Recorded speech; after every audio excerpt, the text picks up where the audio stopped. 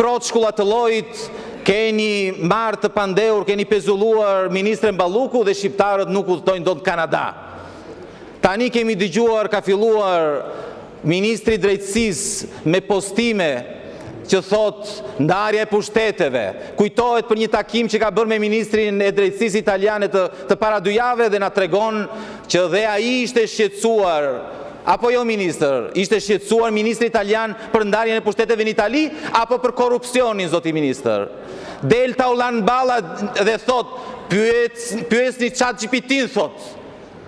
S'ka ndodhur ndonjëherë, po unë prapë thot Taulan Balla, nuk flas keq për gjykatësit dhe për prokurorët, si janë ban Taulantit, se ka frikë se përfundon si gjithë të tjerët. Tani, nuk e shmangni dot daljen para drejtësisë, e keni të kotë. Ky është një ndryshim historik.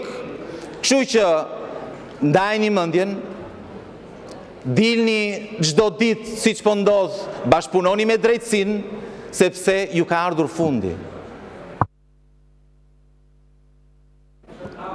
Atëherë, zoti Shejaj, jeni të sigurt që kërkesat më interpelancë shqyrtohen me shumë seriozitet. Unë nuk kam refuzuar, të lutem. Nuk kam refuzuar asnjë prej 2 interpelancave tuaja. Një interpelancë ishte me zëvendës kryeministren Balluku, ishte planifikuar, nuk zhvillohet dot për arsye që dihen. Interpelanca e kërkuar me kryeministrin lidhur me ndërtimet pa lej, prishjet e tjera, është planifikuar, po planifikohet për datën 11 dhjetor. Zoti Balla, replik.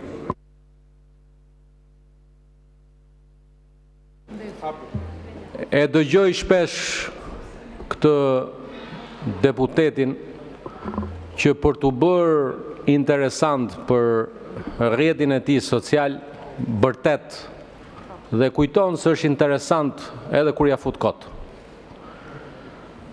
Ti, kur të përmendesh emrin tim, laj gojën, po bëje gargarën me ujë të kripur Vlore, se po u pendua Lulbasha, do të tregoj se sa para i ke dhënë për të marrë mandatin 2017. Kaq ti. Dakord? Kujdes se mos të bën të penduarin Luli. Faleminderit.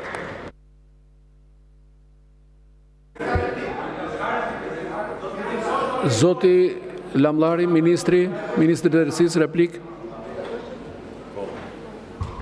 Faleminderit, kryetar. Të dashur qytetarë, të nderuar prokuror dhe gjyqtarë në shërbim të Republikës, viti i ardhshëm shënon një moment rëndësishëm në historinë e shtetit shqiptar. Plot 10 vite nga miratimi i reformës në drejtësi, një nismë kombëtare e cila e dha jetë institucioneve të reja të drejtësisë. Përveç se një nevojë ulëritëse kombëtare dhe për më shumë drejtësi, reforma me gjithë kundërshtit, përpjekjet për ta bllokuar dhe efektet e pritshme ka padyshim një rol të veçantë në të ardhmen e afërt të një vendi dhe populli evropian, i cili sot më shumë se kurrë sheh se Shqipëria si gjithë Europa nuk është më një thirrje utopike pas kolapsit të një regjimi shtypës dhe dëshpërimi që pasoi nga një tranzicion sfilitës dhe zhgënjyes.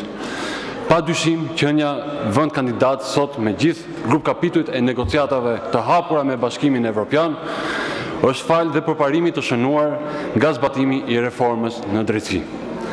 E teksa Komisioni Evropian raporton vit pas viti mbi arritjet, sfidat dhe rekomandimet për sistemin gjyqësor, si Ministri i Drejtësisë, edhe për arsye se më përmend emri, kam përgjegjësinë e dyfisht politike të qenit njëkohësisht i matur, po aq sa